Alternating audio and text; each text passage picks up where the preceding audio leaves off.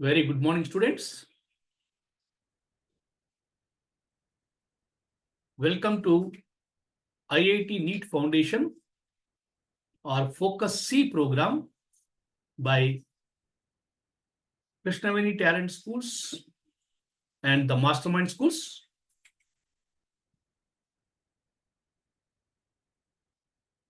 So once again, I welcome all the participant branches so far for today's session. As you all can see on the screen, and you are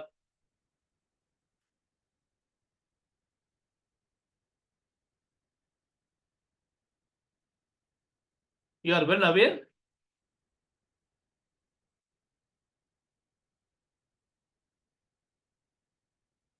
So my subject is physics. We are in class 9, our ongoing chapter, Refraction of Light. And today we are entering into the session number 3. So this is the last chapter of our material, and we probably the last session to complete this chapter, followed by some worksheets. But before going for today's session, or we'll continue where we left in the last class. But before that, let us recall what we learned in the last 3 sessions about the very important property of the light, refraction of light, right? So as we move forward to the next slide, we can see clearly the picture for refraction, which is commonly observed by us in our day-to-day life. So these are the 2 possible ways of refraction of light. So as you know that refraction is nothing but bending of light. We discussed why light bends, right? First thing is why light bends. Then we learn about how light bends and ways of light bends. In what ways the light bends. These are 3 basic concepts we learned in the last classes. So whenever light travels from one medium to another medium, there should be 2 material mediums. It may be either gases or liquids or solids. But when light travels from one medium to another medium, due to change in its speed changes. Due to change in its speed, light bends either towards the imaginary normal or away from the normal. That is a reason for why. Due to change in speed. For example, light traveling from air entering into the water, or traveling from water to entering into the glass. Like the different material mediums when light passes. So light is passing means the medium must be a transparent medium. It should allow the light to pass through. Otherwise, we cannot see the refraction. So medium should be transparent, compulsory. Transparent medium, which allows the light to pass through them. Then only there is a possibility of bending of light, right? So whenever it is passing from one to another medium, depends on the speed. Whether speed is less in first medium or second medium, based on that you can see here 2 diagrams, the first and second. Right? You can see this is the first diagram, this is the second diagram. Right?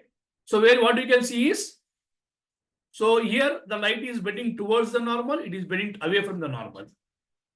Moving away. Moving away means speed is more.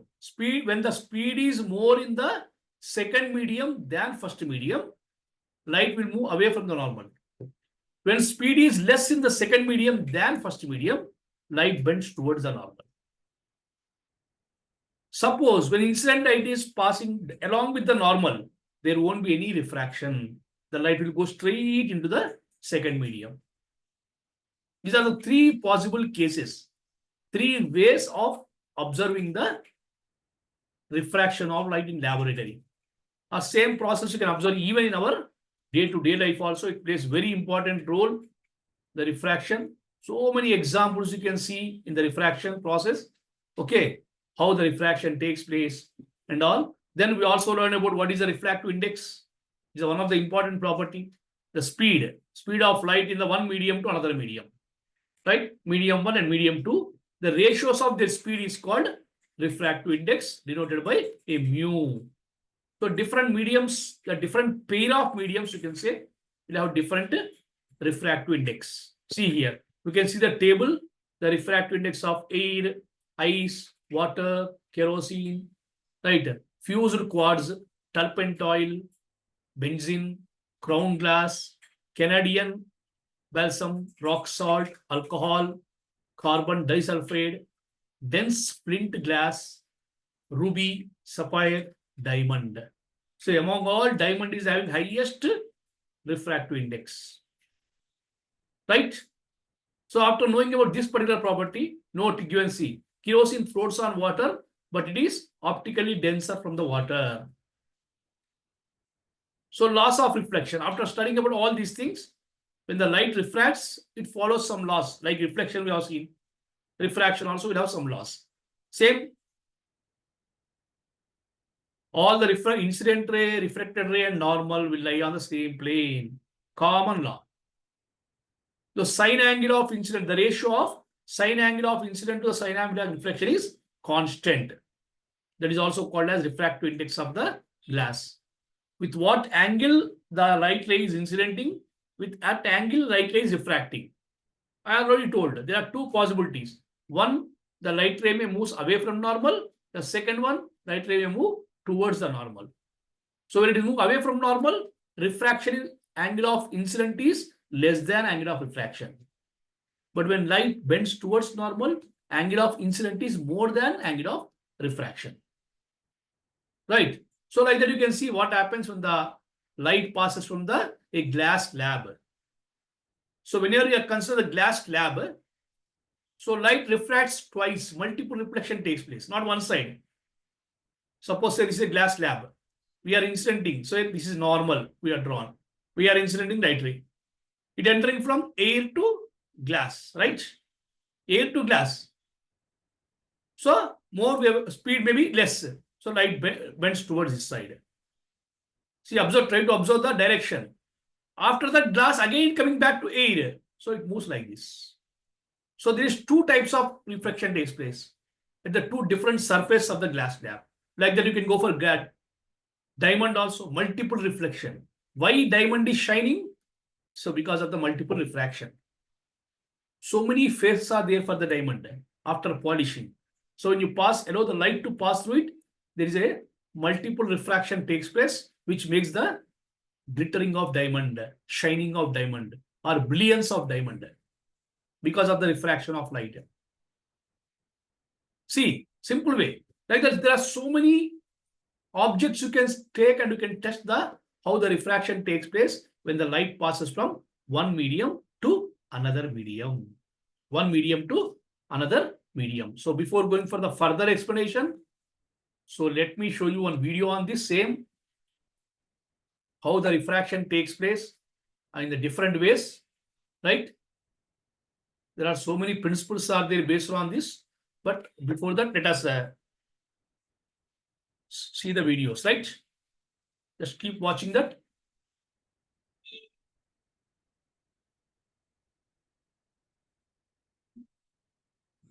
In this video, we are going to have a look at the idea of real and apparent depth. Now, where that starts is with a bit of a, call it magic trick, call it good physics. And what we're going to do is I'm going to place a coin. Yeah, so commonly you can do the experiment in school also. Of real depth, bulb. apparent depth. Now what I'm going to do is move the camera back, and I'm going to angle the camera so that the coin is just coin from out top. of view. From above you can visibility. I'm going to change the angle no, a little bit. So coin is just out of view. Okay, and what I'm not going to do, I'm not going to adjust the cup now. I'm not going to adjust the camera. What I am going to do is take some water and very gently pour that in so that the coin one more medium water is coming here. From air to water it is going there. But it does come into view. See the coin, how it is coming upwards. When you are keep on pouring the water, the coin There we go. appears to be raised. And the reason that comes into view is not because the coin has moved backwards, it's still exactly where it was. That is called temporary shift, apparent shift. What has happened is the light is refracting from the surface of the water in such a way that you can now see the coin. So the coin looks like it's somewhere that it is not. So it A looks like it's higher up, and it B looks like it's sort of closer to the camera there. Okay. Now, as a diagram of this, sorry for the slightly sickening. The explanation they show here. How the raising of coin, what is the real depth, what is the apparent depth. Exactly where is the coin and where it is appearing. First of all, draw our bowl or our cup. This is a bit of both. So,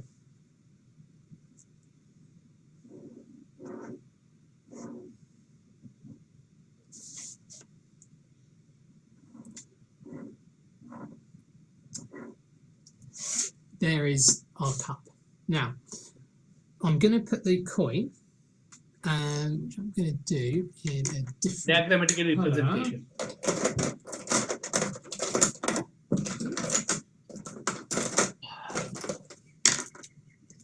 And the coin is going to go at the bottom in the middle. Now, I need to put the eyes in so that they cannot see the coin. Okay, so if I sort of follow that, use the ruler as a bit of a trace, so the eye can't be anywhere past this line. So I'm going to draw the eye. Eye is even. So your eye is there. You are looking from that angle. Over here. Now, this is where the coin really is. But what I'm going to do now is, just for the purpose of the diagram, I'm going to use the ruler to show where the edge of where the eyes will see something is, which is there. So the coin in our diagram looked higher and it looked a bit closer. So where I'm going to draw that is about, actually no, it didn't look closer. It did look higher though. So I'm going to draw the image of the coin there. But that only works because we filled the cup with water. Oops. So this is the water line, that's the image of the coin, and that's the real coin, and we'll sort of label those up later. Sorry about that. So the next step is to identify some of this. So this is the water line. Water aid. I'm just going to label this, in fact I'm going to call this the object, and this is the image of where it looks like it is. I'm going to do the light rays in green just to distinguish them. Now what I'm going to do,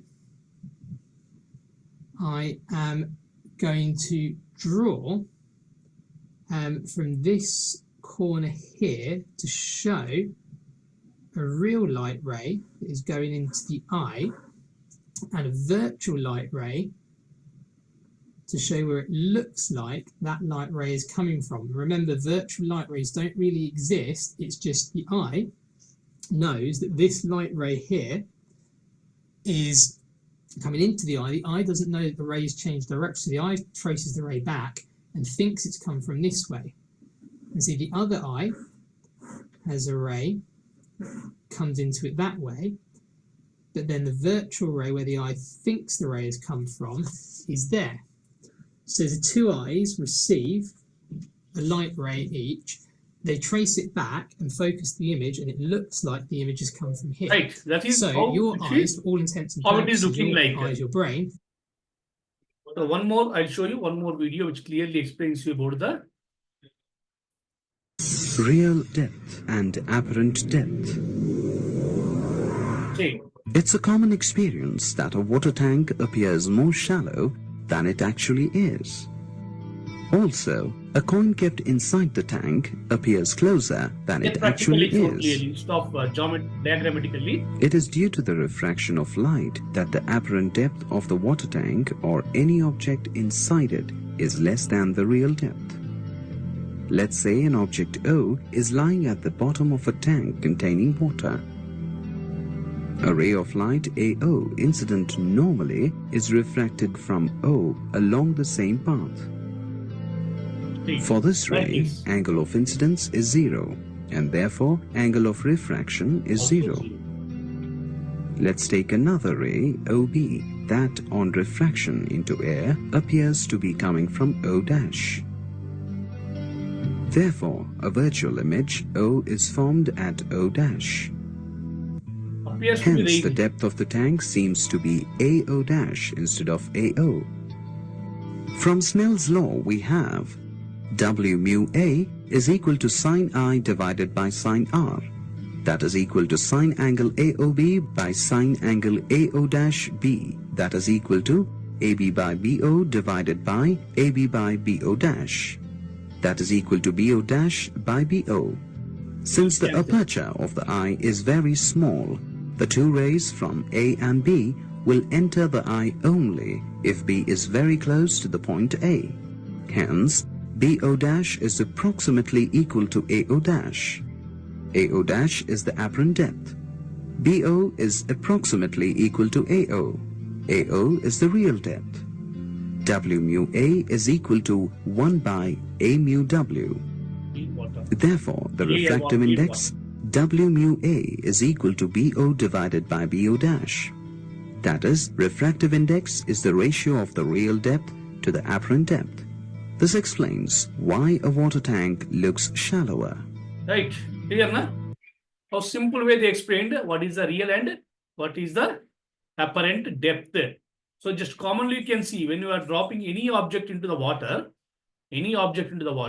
it appears to be raised. But it is not raised, coin is at the bottom only, but appears because of the refraction of light.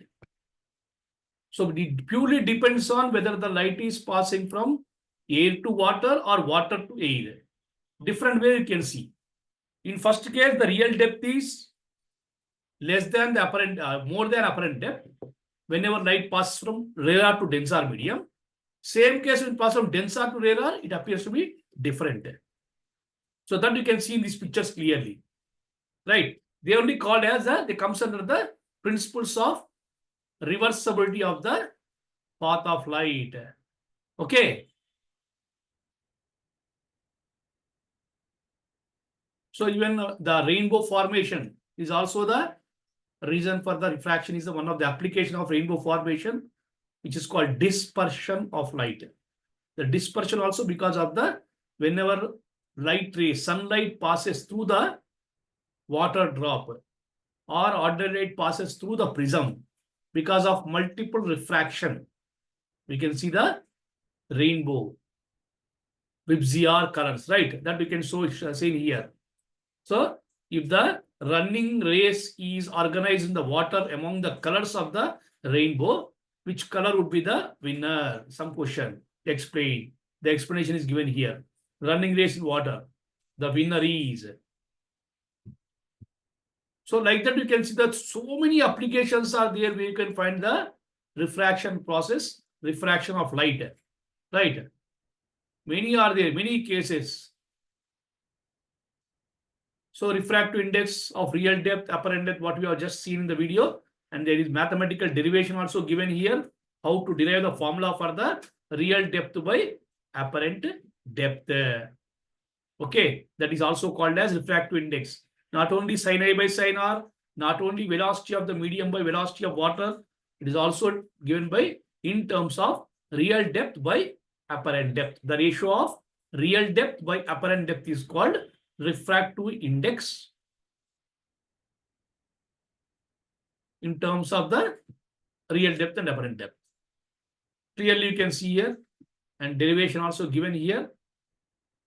So just by vision, how we drawn the lines on paper, by drawing the lines on paper, like we can find out the formula for real and apparent depth or refractive index. See, mathematically is given here. Okay.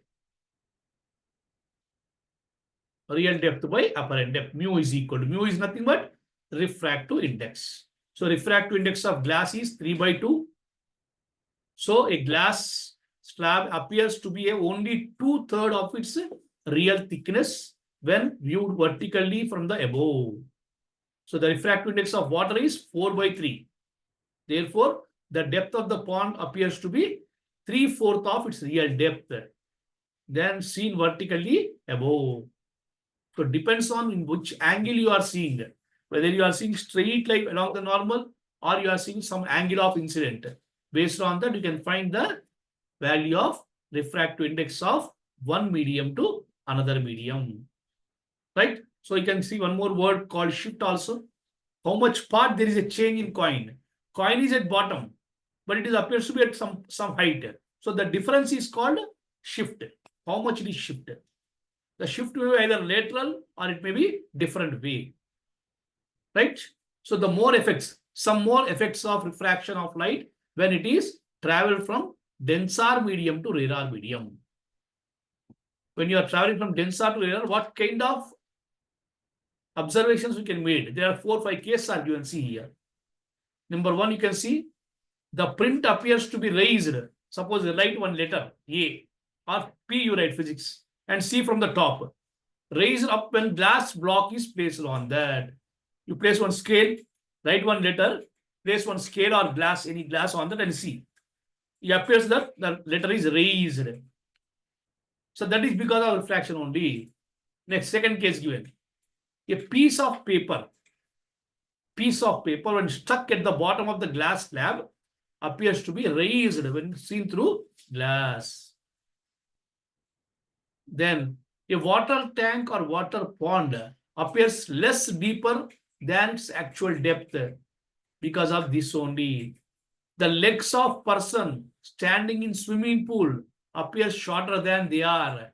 You know, legs also, when you are inside the swimming pool, our legs are appear shorter than actual length. So because of refraction only. A stick or pencil placed inside the water appears to bend. This is a common observation. Either you are insert pencil or a scale or a stick in water mug, at the point of interface, they appears to bend. A coin placed at the bottom of the vessel full of water appears to lifted. So all these examples, all these 5 examples which are given are the applications of the refraction of light only. Right? So whenever light passes from denser medium to rarer medium, we can note all these 5 points. Right? So even you can see the shifting of objects also, either laterally or different way. They can shift, they can move because of the refraction process. Right? So multiple medias, when there is one medium is there, different 2 mediums are there, different 3 are there, different. Like the multiple medias, when light passing from multiple medias also, we can find the different effects. All this comes under all the effects of the refraction of light. Right? So that's all for today. What we learned today is completely about the refraction. We record the refraction followed by the how refraction affects when it passes from the glass slabs, and what is the apparent shift, real shift, that is real depth, apparent depth and all. So this is the conceptual explanation, last topic for the chapter. So if sub favors, we'll go for the worksheets in the next class. Till then, thank you very much all of you. Have a wonderful day. Thank you.